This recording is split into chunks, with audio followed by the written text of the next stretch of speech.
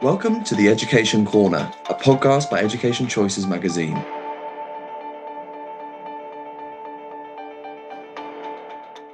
Education Corner podcast would like to welcome Megan Murphy, Global Executive Director of the International Coalition of Girls' Schools. The International Coalition of Girls' Schools advocates for girls' education worldwide, connecting and collaborating globally with individuals, schools, and other groups dedicated to the educating and empowering girls. Megan has led the ICGS since 2012. During Megan's tenure, the coalition has achieved historic growth worldwide and now includes over 550 member girls' schools in 26 countries throughout the world. Before joining ICGS, Megan worked at the likes of Semester at Sea, Marlborough School, Los Angeles, and Allegheny College, Pennsylvania. It's such a pleasure to have you with us. Oh, thank you, Chloe, for having me. I've really been looking forward to this conversation. Firstly, could you tell us more about your background and how you came to your role at the International Coalition of Girls' Schools? Sure, I'd be happy to. It has been an incredible privilege, probably the privilege of my life, to have led ICGS for the last 13 years. And I think, like many women, I came to this role through wanting to widen opportunities for young people, especially girls and young women. And I held some early career roles in enrollment management, in advancement, and in philanthropy, and also in global education. So I've been really lucky to do this work from multiple perspectives. And as you mentioned, before joining ICGS, I led the development and advancement work at a global education program called Semester at Sea. And I had a chance to serve as the development director doing philanthropic work at one of our member schools in Los Angeles, Marlborough School. And then early on, I was the dean of admissions at a university, which was my alma mater, Allegheny College in Pennsylvania. My academic roots are in international studies and in public administration, which I think has mapped pretty well to the role that I have now, working in a global mission-aligned collaborative network. It's been a privilege to be leading ICGS. I work with a remarkable, talented team as well as a great board of directors. And we work to really prioritize the education and the empowerment of girls. And we do that by building partnerships. We do that by conducting research and planning programs that help girls at member schools around the world to step into what I think is the real fullness of their purpose and of their power. The principles of ICGS are community and collaboration, equity and inclusion, leadership and integrity, opportunity and innovation, and self-efficacy and agency. Could you explain to us more about these values and why they're particularly important in girls' education and how they impact the work you do? Sure. And I really appreciate, Chloe, that you're noting these principles because I think that they really lie at the heart of our work. They're not just catchphrases, they're design criteria for girls' schools. And I often say that these principles are the DNA of girls' schools. In practice, through these principles, we're actively asking ourselves several key questions. Are girls' voices centered at our schools? Do students have real responsibility and room to try and to fail and then iterate and try again? And we also are asking ourselves if our adults in our schools are modeling ethical leadership in widening the circle of belonging at our schools. So I do think that these principles shape a lot of what we do day in and day out, how we structure leadership opportunities and how we share research and professional learning opportunities across borders. And we really want to make sure that all of the great ideas at girls' schools in, for example, Toronto, are benefiting classrooms in London, New York, Spain, and in Sydney. Sounds amazing. Our magazine is fully in support of this ethos. Throughout your time at the International Coalition of Girls' Schools, the organisation has grown to include over 550 schools from over 25 countries. How do staff and students alike benefit from this vast network of peers around the world? We think that scale really matters when it translates into support. And we know through experience that there is real strength in numbers.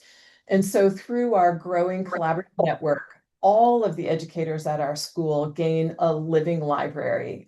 We really serve as a hub, Chloe, of solutions through shared best teaching practices. Our educators also gain a ready-made peer network for professional development and collaborative opportunities. And our cross-school research teams, they exchange ideas. So all of this shortens the distance between challenge and practice. And so for a girls' school teacher in our coalition, it means that you're really never solving a challenge or a problem alone. And I think for a girls' school student, it means that you can see many versions of someone like me leading in different contexts on a global scale. So all of this expands what feels possible and in fact is possible. You also undertake the Global Action Research Collaborative each year, studying how all girls' education impacts the confidence, leadership, learning, and well-being of the students. Could you tell us more about this research and the importance of your findings? Sure. Our ICGS Global Action Research Collaborative on Girls' Education, that's quite a mouthful, so we call it by its acronym GARC for short. It's really the world's first action research program that focuses exclusively on how girls learn best. What it does is it engages girls' school educators from around the world in an informed, collaborative, and disciplined action research program that really helps educators to refine their teaching practice. The program builds both a network of girls' school educators from around the world, but it also builds a library of valuable and relevant research on girls' education. And that library is accessible to all of our member schools around the world. GARC is professional learning, I think, with a heartbeat. What we do is we form cross-school teams that design and run action research in their own classrooms. They study what moves the needle for girls, and then they publish their findings that a broader community of girls' schools can use. This work really turns, I think, our teachers into knowledge creators. I also want to mention that in addition to this really deliberate research that we undertake through our GARC program, that ICGS provides additional opportunities for girls' school educators to expand their own knowledge base and their practice. For example, we offer an online course called Foundations in Girls' Education, which underscores the unique and what we think is a real transformative nature of the girls' school environment. We also host several master classes and networking opportunities through our Headways program, and that's open to all of the educators in our coalition as well. Finally, we just recently established the ICGS Global Leadership Institute, and this is an intensive one-year fellowship program for both current as well as aspiring leaders of our girls' schools. And we believe that effective leadership is absolutely vital to making sure that we unlock the full potential of the next generation of women trailblazers. And in 2025, the research focused on student agency, and the website states, common thread across the projects is the recognition that many girls face challenges related to self-confidence and perfectionism. The research highlights the importance of creating intentional learning environments that help girls develop agency and self-efficacy. Um, how are you acting on these findings and supporting girls at your member schools to build confidence and agency? That's a really great question, Chloe, and it's a really important question as we read reports every day about the global mental health crisis that girls are contending with. In fact, this year's GARC research projects really confirmed what many educators observe in their classroom every day, that confidence and perfectionism can collide for girls. So we must design intentional environments that build agency and self-efficacy for girls. And we think that underscoring the controls and supports that girls have in their lives, it is absolutely essential. So through our GARC research initiatives, we're translating these findings into practical supports. These include ideas such as establishing some micro routines that normalize speaking up so that girls can add their voices to conversations. And we want to make sure that our teachers are establishing structured opportunities for turn taking, adding more ways for girls to have choice in their learning. Our research also focuses on assessment practices that reward iteration. And we think that that can be really quite valuable in giving girls the ability to reach out for support as needed without any sense of failure or shame that might come with that. And in addition to the direct ways that we can aid students in building their own agency and self-efficacy, we want to make sure that we're scaling professional development through GARC so that schools can adopt some agency building strategies really quickly on their own that then can contribute back into the research that we do broadly across our network. It's fascinating and so important. In this edition, we are also focusing on the theme of resilience, especially through periods of exam stress. Research cited on your website states girls' school students display more mental toughness in comparison to girls in co-ed schools. Research shows that individuals with higher levels of mental toughness are likely to deal effectively with stress, pressure, opportunity, and challenge.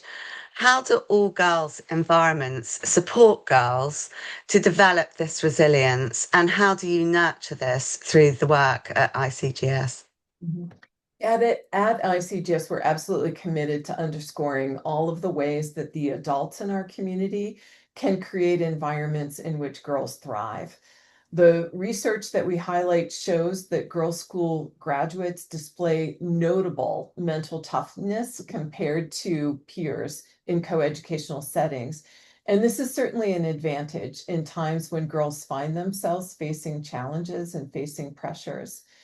The environment is key. And so we advocate for establishing trusted adult relationships with girls at our schools, having visible female role models across disciplines at our schools, and creating cultures that frame setbacks as data, not as identity.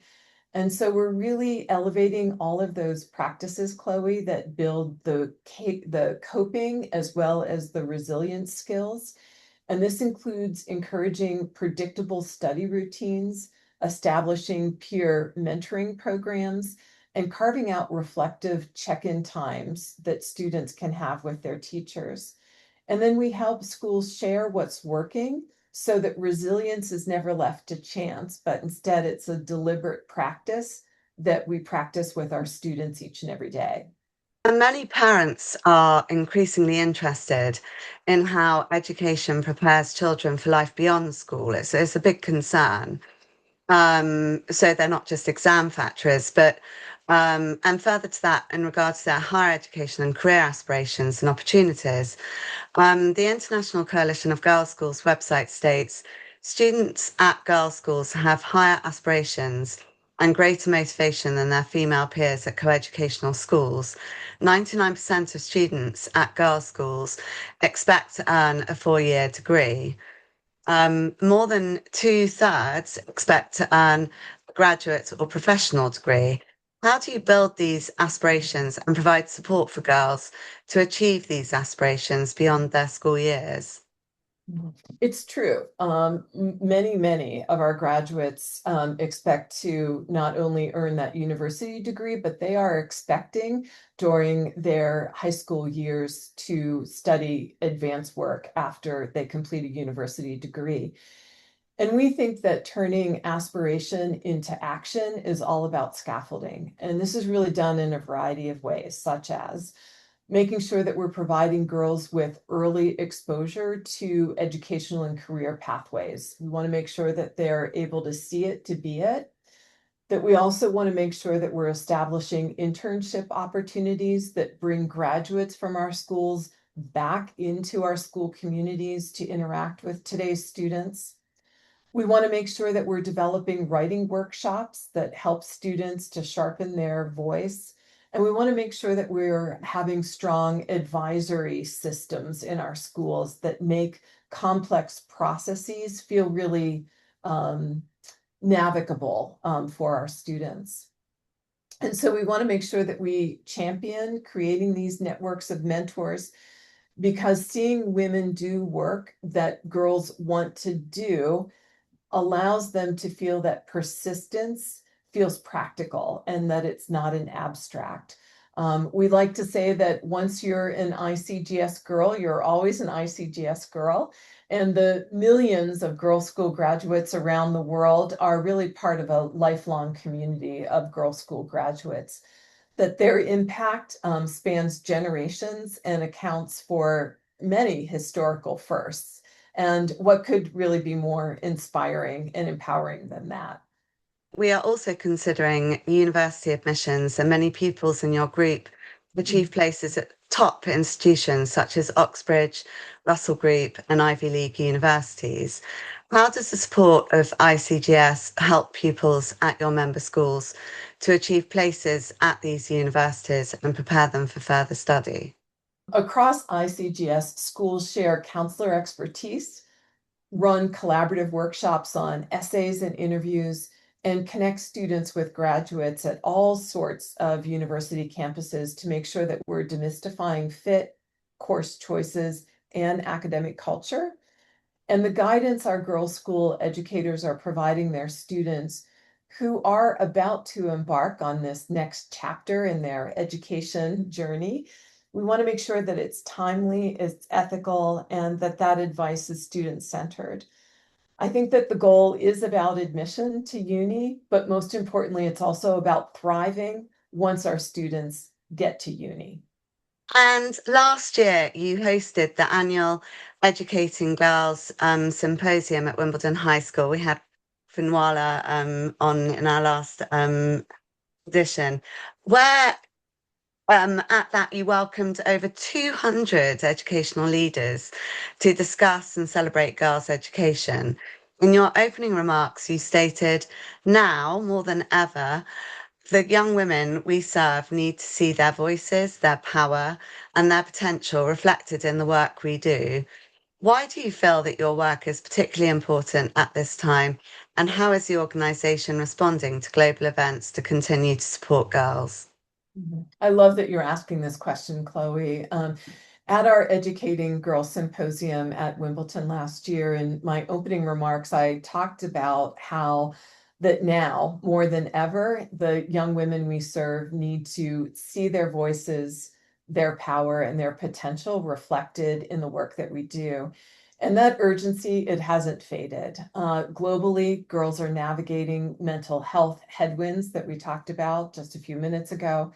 They're also navigating shifting social media norms. They're contending with political polarization and real policy debates around inclusion. And so ICGS is responding to all of this by convening and sharing resources on all of these complex topics and making sure that we expand our research and our programming so that schools can lead not just with care, but also with clarity. We're committed to continuing to meet this moment with both compassion, but also rigor. And that's why we're hosting another Educating Girls Symposium in the UK this year with a full day of robust programming. That's going to happen on the 7th of November at our friends at GDST. We'll be at South Hampstead High School this time.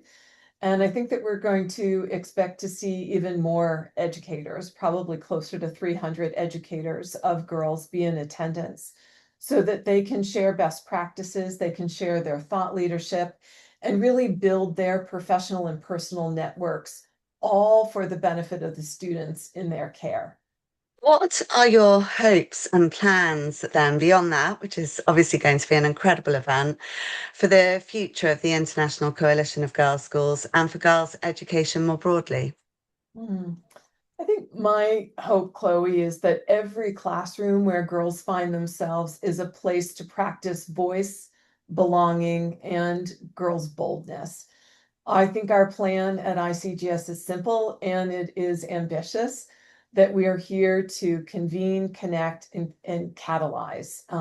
We're hosting all of these global convenings around the world that bring our educators together. That includes culminating in our global forum on girls' education that'll take place in Toronto in June of 2026.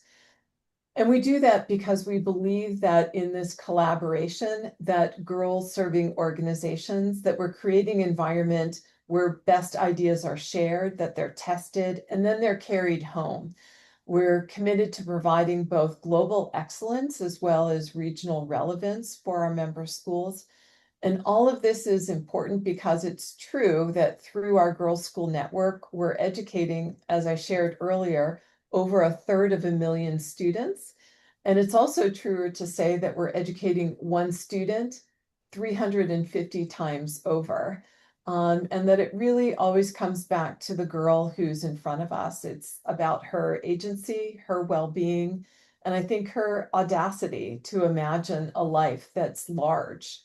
And that's why we do this work. And that's why we're energized and we're hopeful and we're joyful, because I think when one girl finds her purpose and her power, and then another, and then another, I think that that energy is really contagious. And I think we're all the much better for it.